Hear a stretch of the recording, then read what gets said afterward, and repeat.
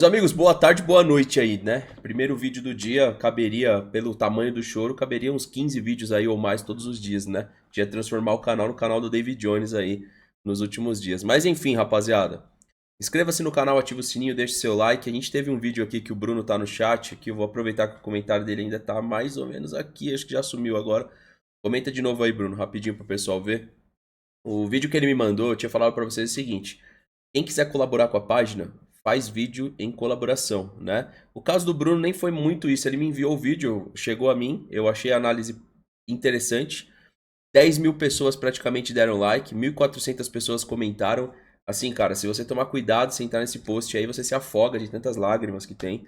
Ó, o Bruno tá falando aqui que o pessoal ficou indignado, não sei se vai aparecer aí pra vocês, deixa eu puxar aqui a tela de novo, pra câmera 1. Não sei se vai aparecer o comentário do Bruno aí, ó, tá vendo? Aqui. Mas enfim, né? Ficaram indignados e se a gente analisar, pegar a análise que o Bruno fez aqui, convido vocês para ver lá, vocês vão dar muita razão quando diz respeito à perna que fala da alavanca e se o Arboleda puxa ou não. Mas, cara, isso já é águas passadas, né? Isso aqui é só um adendo inicial, porque se eu quisesse, eu teria postado aí, pelo menos no InstaVerde, sem brincadeira nenhuma, uns 10 vídeos, porque a gente teve muita análise da imprensa, a gente teve muito vídeo, tinha muito ao que responder. Ontem, sim, eu assisti o que vocês me pediram, que vocês, aliás, falaram, né? Sobre a live do QG Tricolor lá, que é o Barolo, o Drex, o, o Jova e o Teclas Daniel. Cara, eu achei engraçado. Pra quem gosta de consumir um conteúdo na qual é clubista, eu acho que esse episódio fez bem às mídias alternativas, né? Que talvez a partir de agora vão defender exatamente o interesse do São Paulo, do Palmeiras, do Corinthians e ficar com essa e parar com essa coisa de, eu vou defender aqui o São Paulo para ganhar um pouquinho de seguidor de São Paulino, vou elogiar o Palmeiras sem fundamento para ganhar um seguidorzinho do Palmeiras, vou elogiar o flamenguista para ganhar um. Talvez agora a gente tenha uma cara, né, de quem é mídia alternativa e critica quando precisa criticar o clube, inclusive na live do QG Tricolor, os caras reconheceram também a parte patética da diretoria deles. Então eu acho que não cabe resposta nenhuma a mim. Eu só acho que o Barolo ali num trecho, ele falou de desvio de caráter e eu acho que isso é um pouco pesado, porque eu acho que o lance dá, sim, N interpretações, como está provado aqui, quem quiser assistir, tá? Eu falei o tempo inteiro, desde o meu pós-jogo, eu venho falando sobre cavar. Quando você cava uma falta, você pode fazer isso intencional ou não, tá? Esse vídeo aqui do Bruno fala sobre isso, meu pós-jogo fala por si só. Mas eu entendo o lado dos caras, eu já fui prejudicado, né? E aí eu preciso voltar rapidinho no que foi do Novo Horizontino, que ali eu não vi indignação, né, no empurrão, eu não vi indignação na expulsão. Enfim, é do futebol, é isso que faz o futebol ser diferente. Eu não levo nada pro lado pessoal, cara, tá ligado? Eu não acho que tem que levar pro lado pessoal. Eu entendo o Barolo, em 2018 eu fiquei igual contra o Corinthians, eu não vi ninguém me defendendo. Então aqui meu papel não é defender o São Paulo, não é defender o Barolo, não é conversarmos e falarmos a respeito de ética e moral, porque quando eu tava em 2018 reclamando, eu tava sozinho, né, no máximo com canais palmeirenses, eu não vi ninguém comprar nossa dor, eu não vi flamenguista comprar nossa dor, eu não vi São Paulino comprar nossa dor, santista. Sendo que tinha muito argumento, uma vez que você pega o juiz, cara, e eu coloquei lá na minha mídia social pessoal, que o juiz tem coragem anos depois de falar isso daqui. E aí, a gente vai falar de ética e moral no esporte, e anos depois o juiz me dá uma declaração dessa, escutem aí, ó, escuta. Se Eu liga. já tinha planejado, eu tinha um plano na minha cabeça. Qual era? Qual era? Vai bater. Por conta da musiquinha de fundo que sempre tem que ter nessas redes sociais, eu não posso publicar isso daqui. Mas ele fala que ele já tinha um plano na cabeça dele, né? E aí, tipo, e aí? A gente não pode voltar, pra gente entender o que tá acontecendo no presente, a gente não pode voltar um pouquinho no passado? Será que é tão injusto assim voltar lá no campeonato do passado, uma vez que hoje o Palmeiras tá na final com o Corinthians de novo? Eu acho que não. Eu acho que não é injusto. Eu acho que há uma má vontade de querer fazer isso. Porque se esse cara está solto, como tem que estar, né? Não sei se tem que prender ele. Tá solto, né? Admitindo isso. Mas será que a gente não pode pegar isso como referência, coisas do passado, entender o presente? Não, mas a gente finge que não aconteceu, né? O problema com o Novo Horizontino, esse problema com o Palmeiras. E vamos só seguindo em frente. Vamos só seguindo em frente. Realmente é assim que... Assim é moralmente falando ótimo e eticamente falando. Quando o próprio velho tricolor também, lá em 2012, o Kleber Gladiador deu uma resposta pra ele ali, que eu achei uma boa resposta, né? Com excesso de xingamentos, mas eu achei uma boa resposta. Quando era com os outros, tinha que chorar. Agora, quando é você, é sistema. Ah, pelo amor de Deus. São essas pessoas que querem falar de ética com futebol e trocar uma ideia sobre ética, etc. Desculpa, não dá, né? Mas eu repito e reforço, eu entendo o lado do Barolo. Eu já estive desse lado também. É só isso. Eu já estive do lado prejudicado também. Nem sempre o meu time só beneficiado foi. É importante falar sobre isso, né? A Leila Pereira, rapaziada, foi polêmica aqui. Mauro Betti, eu vou começar pela resposta. Ele respondeu a publicação da TNT, até porque ele é um colaborador da TNT. Por que a presidente insiste em desrespeitar atletas mais velhos? Ele disse, ó. Ela perde a razão até quando tem. Pelo raciocínio dela, o Everton e Marcos Rocha tinham que se aposentar. São mais velhos que os signatários do manifesto contra o gramado artificial. Mais ou menos, porque os atletas do nosso time não estavam reclamando sobre o sintético. Então é mais ou menos, aqui a resposta do Mauro Betti ela é incompleta no meu ponto de vista, porque é o seguinte, eu não vi o Marcos Rocha e os jogadores do Palmeiras reclamar do sintético. Eu sei que vocês vão falar assim, ora, óbvio que não vai, mas é assim, né? Os jogadores do Botafogo no ano passado, se eu não me engano, o Tiquinho agora veio reclamar. Agora que o Tiquinho veio reclamar. Mas vai perguntar pro Tiquinho ano passado se estava ruim jogar no tapetinho. Então assim, cara, isso aqui também aconteceu pré-clássico e é uma situação engraçada. A Leila Pereira foi contundente. Foi contundente. E particularmente falando, eu gosto desse tipo de resposta cheia de ironia. Vamos escutar aqui através da via da TNT Esportes aí nas redes sociais. Vamos lá. Foi falado sobre o gramado sintético, o Dr. Pagura fez uma bela apresentação no estudo que a CBF fez sobre a diferença de um gramado para outro. E concluindo, não existe nenhuma comprovação de que o gramado sintético causa qualquer dano para o atleta, então, mas não houve votação, isso que eu digo para vocês, não houve votação, se fica ou sai o gramado sintético. Houve um compromisso do Conselho Nacional de Clubes aprofundar nesse assunto e chegarmos a uma conclusão onde todos os clubes sejam atendidos, porque, gente, o problema é o seguinte, não é possível você comparar gramados europeus, não é. Então, mas a questão, Pio Trump, dele ser árbitro FIFA ou não, é uma coisa que me pega um pouco, porque a FIFA tem vários bons representantes, como o Platini, né? Então, assim, se você tem um carimbo da FIFA pra algo da CBF, acho que não valida e nem viabiliza nada no debate esportivo no Brasil, entendeu? Você ter o carimbo da FIFA não quer dizer nada, você ter o carimbo da CBF tão pouco, entendeu? É tão pouco, na minha opinião. Se as representantes da FIFA foram os melhores, né? Acho que não se tinha tanta investigação. CBF, idem, né? Representantes que não podem pisar nos Estados Unidos, por exemplo. Enfim, nem vou me aprofundar nisso, não vale a pena.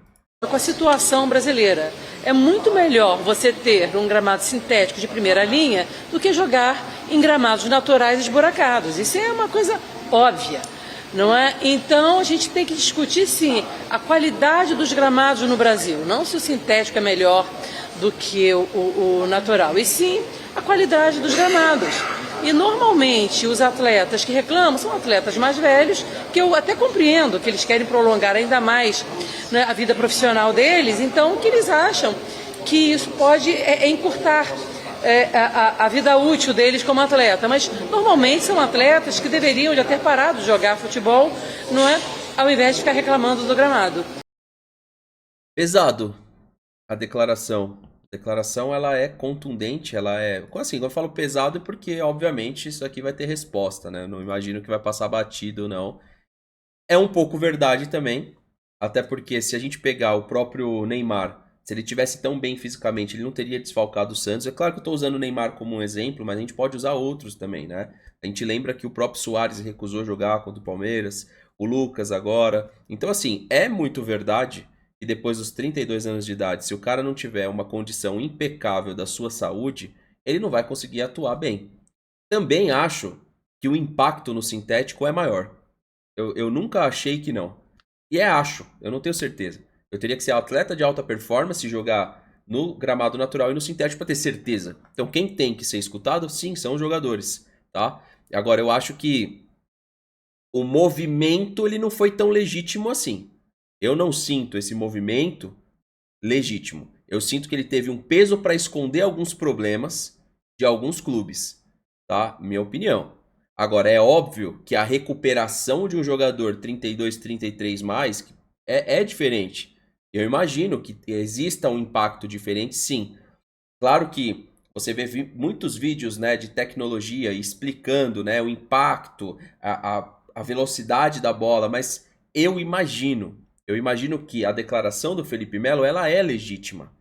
Ele explicou na visão dele sobre o sintético. Imagino também que reclamações de alguns jogadores e preferências têm que ser respeitadas. Afinal, são eles que jogam. Né? Nesse momento, eu acho que o jogador tem lugar de fala, mas a gente precisa de uma amostra maior do jogador que quis se posicionar e daqueles que nem falaram nada, que é a maioria. A maioria nem falou nada, então acho que a gente precisa escutar todos no caso. E concordo que você precisa ter um gramado sintético também no Brasil por questões de clima. Cara, chove todo dia em São Paulo, né? Assim, nesse período de ano aqui, teve agora um período mais seco. Agora, antes disso, a gente pega final de dezembro, começo de janeiro, quem mora em São Paulo me refuta aí. Chove todo dia. Fora o calor excessivo, e aí a gente tem o calendário de shows, né? É um problema, obviamente, do futebol brasileiro. É como os clubes escolheram lá atrás traçar os seus objetivos para o futuro. Um deles é o Palmeiras. Então, obviamente, se a gente tivesse um gramado natural, creio que para todo mundo fosse melhor. A questão é que a Leila se pega num argumento que ela sabe que é irrefutável. Uma vez que não tem qualidade de clima, de calendário e também financeira para manter bons gramados, o sintético vai ser uma opção melhor. É óbvio.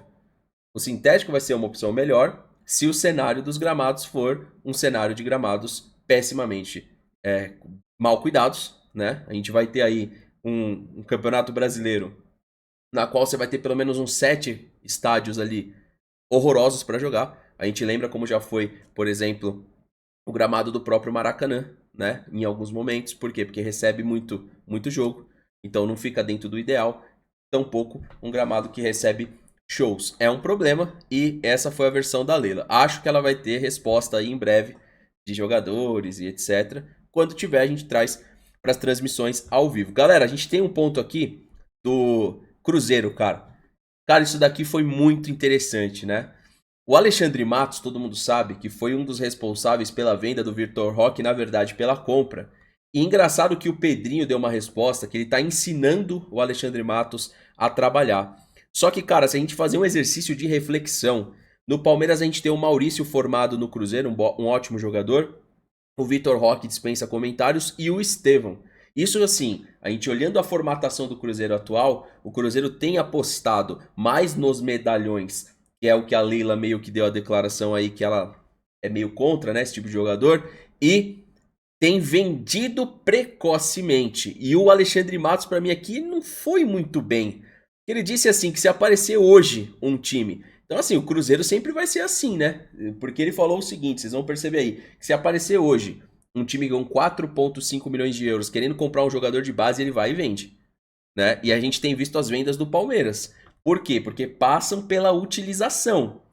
Por que o Palmeiras vende tão caro? Porque passa por uma utilização, mesmo que seja mínima. Você pega a utilização que foi o Kevin, a utilização que teve o Luiz Guilherme, foi mínima, né? E teve uma venda mais baixa. A utilização do Estevão e a utilização do Endrick colocaram ele em Chelsea e Real Madrid. Cara, presta bastante atenção aqui que é bem interessante esse corte. Eu tô pegando aqui pelo Boteco da Raposa 1921.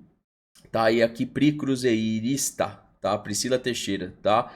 Tô deixando crédito aqui, mas provavelmente não é o conteúdo original dos donos da bola, tá? Então eu tô deixando aqui tudo certinho, espero não ter nenhum problema aí com o uso livre. Mas tá aí os créditos, beleza? Vamos lá. Tirei o Vitor Roque, não senhor, foi pago 4 milhões e meio de euros num jogador de 16 anos. Foi uma baita venda do Cruzeiro, uma baita venda do Cruzeiro. Se apareceu os 4 milhões e meio para um jogador... Uma baita venda do Ronaldo. Daqui a pouco eu explico isso. Presta bastante atenção e pega esse elemento Ronaldo. Quem ganhou dinheiro, quem botou dinheiro no bolso foi o Ronaldo. Eu já explico por quê. 16 anos não, provavelmente a gente faz também. O que acontece é que depois o Vitor jogou muito e nós fizemos uma venda absurda, a maior até então do futebol brasileiro. Né? Tinha um diretor lá bom lá no Atlético Paranaense que fez isso, né? Então, é isso. Agora, foi tratado com profissionalismo. Já disse isso várias vezes, não vou mudar porque eu tô aqui. Quem procurou a minha pessoa foi o Cruzeiro que procurou. Foi o Ronaldo e o Paulo André que me ligaram. Eu encontrei com eles em Madrid um mês antes. E aí lá no escritório do Ronaldo, lá falando, falei, ó, pô, aquele menino Seus é bom pra caralho, Vitor, é bom pra caralho. E aí eles me ligaram, pô, nós temos que pagar aqui uns transfer ban, não sei o quê, pô, dá pra você comprar, eu falei, com 40, eu vou no Petralha. Quando eu fui no Petralha, Petralha liga pro empresário dele, vê, aí que eu fiquei, pô, a multa é tanto. Aí ficou essa discussão que tá ainda lá, discussão jurídica, quem vai definir isso aí é juiz. Tem um processo, É né? um processo. E o Cruzeiro tem o direito, assim como o Atlético também teve o direito de comprar e achou que não tem nada a ver, quem vai definir isso é o juiz. Então, assim, tratei profissionalmente aquilo. E se não é o Atlético Paranaense, era outros. Era outros. Aí não cabe a mim analisar, porque eu não estava aqui, cabe vocês. Por que perdeu o Messinho? Por que perdeu entre aspas, né? Porque esse aí foi comprado. Por que ele saiu, então? Entendeu? Eu tava em casa, não sei onde que eu tava, o Alexandre me ligou. Eu tenho a resposta, não sei se os canais do Cruzeiro têm. A venda precoce, ela só diz respeito a poucas pessoas que querem lucrar com aquela venda. Se você pega um moleque de base, você vende ele aos 16, 17, você permite isso, né? E quando tem essas vendas, elas diz respeito muito a quem quer lucrar precocemente, tá? Por que isso? Vocês pegam, por exemplo, eu tava vendo hoje o lateral Moreira, que era do São Paulo e tá no Porto B. O Moreira é um jogador a nível, sim, de titularidade no São Paulo. Eu tenho certeza que se o Moreira fosse do Palmeiras... Inclusive, eu antecipei um vídeo hoje sobre o Moreira. Vamos ver no futuro o que vai acontecer. Eu gravei aqui para eu não esquecer. Eu tenho certeza que se o Moreira estivesse no Palmeiras hoje, nessa estrutura de base que o Palmeiras tem, o Moreira hoje é um jogador da Rock Nation. Ele jogaria no Palmeiras. Teria espaço. Mesmo vocês falando assim, mas tem o Marcos Rocha, o Mike, o Giai. Falando assim... Se nós tivéssemos cuidado da formação do Moreira, ele era titular do Palmeiras hoje, ou pelo menos peça de reposição. Até porque a gente teve o Fabinho jogando, um pouco, mas jogou. A gente tem uma série de jogadores de base que apareceram aí, né? A gente teve agora o Alan. Então a gente tem jogadores mais protagonistas e menos. Agora, o São Paulo parece que emprestou ele ao Porto B. A gente sabe que ele é um luso brasileiro. A Rock Nation cuida da carreira dele. E esse é um jogador a nível de titularidade no São Paulo. Você pegar o que o Moreira pode te entregar e o Cedric, vai o Moreira. Vai o Moreira. O Moreira no São Paulo ele não teve sequência. Aí o que acontece? Daqui a pouco ele lá no Porto, Porto vai dar um jeitinho de puxar ele pro Porto A, joga ele pra jogar intercalando ali, daqui a pouco ele tá custando 7, 8, 12 milhões de euros. Então, esse processo na base, mano, eu não compro essa ideia aqui do Alexandre Matos, não. E sobre o Ronaldo, antes do Pedrinho falar aqui, o Ronaldo administrou um time com dívida. Tudo que ele vendeu ali, ele pode ter colocado no bolso dele. Sabe por quê? Depois, ele deixou o Cruzeiro mais saudável e vendeu e teve lucro. Então veja, essa é a diferença da SAF. Por exemplo, na venda do Vitor Roque, se o Ronaldo realmente procurou o Alexandre Matos, é que ele sabia que ali era um dinheiro limpo para ele ganhar, uma vez que ele já estava usando o Cruzeiro, administrando o Cruzeiro para vender o Cruzeiro depois. As vendas do período é do Ronaldo, pô. O Ronaldo, ele tem o direito legal de fazer isso, inclusive. Então, se for verídico o que o Alexandre falou sobre o Vitor Roque, esperto foi o Ronaldo, que antecipou essa venda, não deixou para SAF Cruzeiro. Só a gente parar para fazer um exercício de reflexão. Colocou a grana no bolso e depois o Atlético Paranaense vendeu e ainda caiu pra Série B, cara. Então, assim, que gestão, hein? Que forma legal de fazer dinheiro o futebol brasileiro, hein? Realmente, assim, a maior venda, o Alexandre Matos fala. Aí o Alexandre Matos sai de lá, o clube cai. Com essa grana no bolso. É incrível, realmente, né? Quando a gente para pra pensar. Aí agora tem a resposta do Pedrinho, tá? Que comprou o Cruzeiro do Ronaldo, né? Então o Ronaldo pegou um Cruzeiro endividado, administrou essa dívida, conseguiu... Né? Tanto que eu lembro que o que ele falou, o Cruzeiro é só administrar direito que ele vai gerar algum tipo de lucro, algum tipo de benefício, né? Foi o que ele fez. Nesse período a gente tem que pegar todas as vendas que o Ronaldo fez para entender, mas ele tinha, né, a legalidade com ele de fazer essas vendas, ele tinha essa condição, tá? Mas veja, hoje são jogadores que estão aí no Palmeiras, né? Vitor Roque, o Estevão e o Maurício. E o Cruzeiro montou um time mais velho. Olha a resposta do Pedrinho. Ele falou assim, ó, tem no scout, tem um jogador do Ceará, todo mundo quer. É um menino de 19 anos, um zagueiro, e a multa para pagar é 4 milhões, não sei, para pagar para tirar ele. E eu falei, negativo. Você vai ligar pro presidente eu quero ver, você vai ligar pro presidente do Ceará e vai ver quanto que ele quer no jogador. Roubar o jogador do cara eu não vou fazer. Não vou. Você não tá roubando, tá comprando. A multa tá ali pra ser paga, cara. A multa tá ali pra ser paga. Não existe isso, gente. Agora, daqui você já vê uma declaração meio que, né? Você vai ver o que ele vai falar depois. Uma declaração meio que assim, eu não concordo com isso de um clube vir pagar a multa. A multa tá ali pra ser paga. Jogador profissional ou não. Tem uma multa pra qualquer... Cara, você tem hoje um apresentador voando numa emissora. Ganha lá X mil reais por mês. Se a outra emissora achar que faz muito sentido aquele cara ali, a emissora vai lá e paga a multa. Isso daí tá dentro do processo legal. Então, pagar multa, eu acho isso aqui meio perigoso a gente olhar isso, né? Então hoje eu pago uma multa de um atleta, até no joguinho tem isso lá. Você vai lá, pagou a multa, tá lá. E isso significa que você não precisa necessariamente negociar com o clube. Você está pagando a multa. Né? Não existe. Mas vamos embora, né? O futebol brasileiro com as suas nuances, né? Fazer isso. Por nenhum time. Né? E eu não vou fazer, não vou roubar jogador de ninguém, mas também não vou comprar jogador de 14 anos, 15 anos, 16 anos, não vou comprar. A nossa base é obrigação de criar. E nisso ligou para o presidente pediu um valor, e nós oferecemos todo mundo queria pagar, e o Ceará estava na zona até de rebaixamento nessa época, e ele era titular. E o presidente do Ceará, um menino bacana para danar, negociei que eu comprei dele, até acho que por 8 milhões de reais. E ele estava precisando de dinheiro, fez um desconto, ainda paguei à vista. Então, aí eu fui por essa linha aí. O Matos, por exemplo, eu estou ensinando ele a trabalhar. Ai, caramba. Você tá ensinando o Matos a trabalhar, eu me pego, hein, cara. Eu não digo que ele tá errado. Se ele falou que ele conseguiu um meio de negócio melhor, mas é o que eu falei. Aí você vai o relacionamento, né? Então a gente tem uma reflexão mais profunda. Pera, exemplo, tá? Se a multa do atleta é 4 milhões de euros e você conseguiu trazer ele por 8 milhões de reais, então, pô, a gente enxerga que quando tem o pagamento de multa, que nem teve no Flamengo de vários treinadores, há uma margem, né? E aí quem ganha? Vocês realmente acham que só ganha o cara que... Tanto que é o que mais tem notícia no futebol brasileiro. Eu não recebi a multa. Treinador que não recebeu do Corinthians. Treinador que não recebeu do time X ou Y, tá? Me veio o Mano Menezes na cabeça. Lembra da multa do Mano Menezes que deu um baita do imbróglio lá? Também teve aí várias questões no Flamengo de pagamento de multa de treinador. Então você vê a margem que tem. Você tem um negócio que a multa era 4 milhões de euros e ele se reduz a 8 milhões de reais. Concordam comigo?